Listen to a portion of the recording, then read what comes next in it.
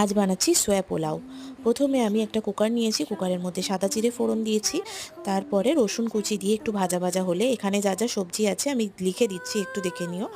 সবজিগুলো একটু ভাজা ভাজা হয়ে যাবে নুন দিয়ে, তারপরে এর মধ্যে দেব সেদ্ধ করা মটরশুঁটি আর কর্ন, তারপরে একটু নাড়াচাড়া করে সেদ্ধ করা সয়াবিনটাও দিয়ে দেবো। দেবো নুন, জিরের গুঁড়ো, ধনের গুঁড়ো, তারপরে দিয়ে ভালো করে ভাজা ভাজা হলে তারপরে এর মধ্যে জল অ্যাড করব।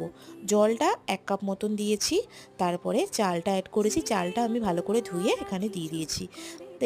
নুন দিয়ে কুকারে একটা সিটি লাগিয়েছি। আমি এখানে ব্রাউন রাইস ইউজ করেছিলাম, তোমরা চাইলে অন্য রাইসও ইউজ করতে পারো।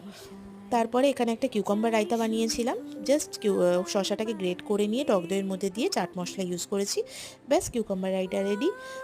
ব্যাস, তারপরে সয়া পোলাওয়ের সাথে কিউকাম্বার রায়তা এই বৃষ্টির দিনে একেবারে জমে ক্ষীর। খিচুড়ি সবসময় যে বানাতে হবে এমন তো কোনো ব্যাপার নেই, তোমরা একবার এটা